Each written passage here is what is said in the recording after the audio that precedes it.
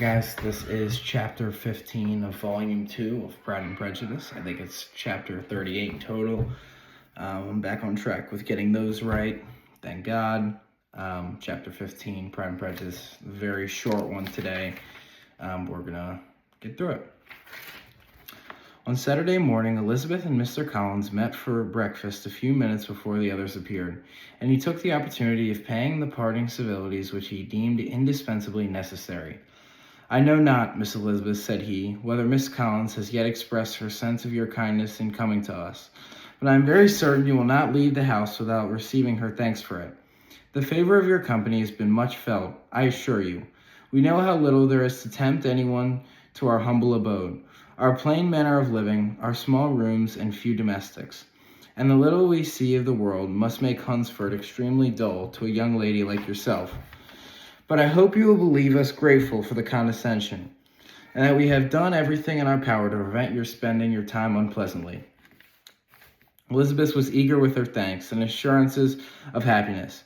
She had spent 6 weeks with great enjoyment and the pleasure of being with Charlotte, and the kind attention she had received must make her feel the obliged.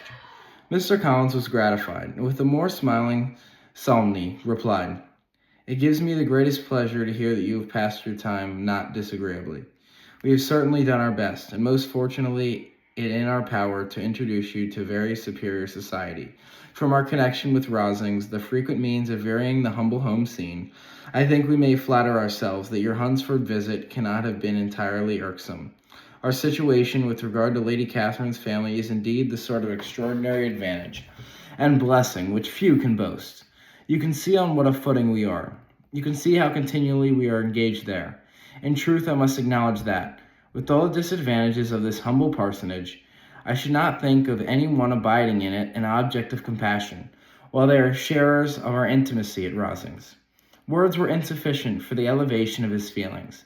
He was obliged to walk about the room, while Elizabeth tried to unite civility and truth in a few short sentences. "You may, in fact, carry a very favorable report of us into Hertfordshire, my dear cousin. I flatter myself, at least, that you will be able to do so. Lady Catherine's great attentions to Miss Collins you've been a daily witness of, and altogether I trust it does not appear that your friend has drawn an unfortunate. But on this point it will be as well to be silent.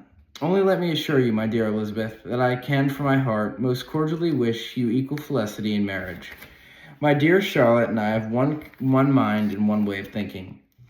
There is in everything a most remarkable resemblance of character and ideas between us. We seem to have been designed for each other. Elizabeth could safely say that it was a greater happiness where that was the case. With equal sincerity, could add that she firmly believed and rejoiced in his domestic comforts. She was not sorry, however, to have the recital of them interrupted by the entrance of the lady from whom they sprung. Poor Charlotte! It was the melancholy to leave her to such society, but she had chosen it with her eyes open, and though evidently regretting that her visitors were to go, she did not seem to ask for compassion. Her home and her housekeeping, her parish and her poultry, and all their dependent concerns, had not yet lost their charms.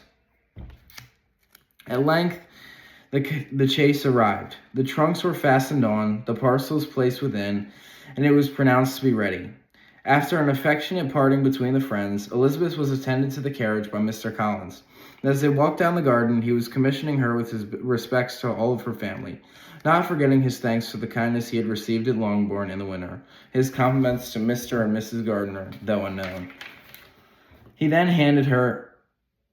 Maria followed, and the door was on the point of being closed, when he suddenly reminded them, with some consternation, that they had hitherto forgotten to leave any message for the ladies of Rosings. "But," he added, "you will of course wish to have your humble respects delivered to them, with your grateful thanks of their kindness to you while you have been here." Elizabeth made no objection. The door was then allowed to be shut, and the carriage drove off. "Good gracious!" cried Maria, after a few minutes' silence. "It seems but a day or two since we first came, and yet how many great things have happened." "A great many indeed," said her companion with a sigh.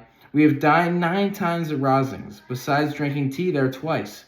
How much I shall have to tell," Elizabeth privately added, "and how much shall I have to conceal?" Their journey was performed without much conversation or any alarm. Within 4 hours of their leaving Hunsford, they reached Mr. Gardner's house, where they were to remain a few days. Jane looked well, and Elizabeth had little opportunity of studying her spirits, amidst the various engagement which the kindness of her aunt had reserved for them. But Jane was to go home with her, and Longbourn there would be leisure enough for observation. It was not without an effort, meanwhile, that she could wait even for Longbourn.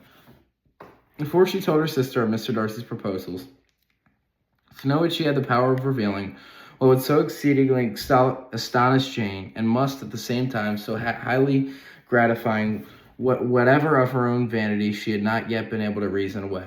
It was such a temptation to openness as nothing could have conquered.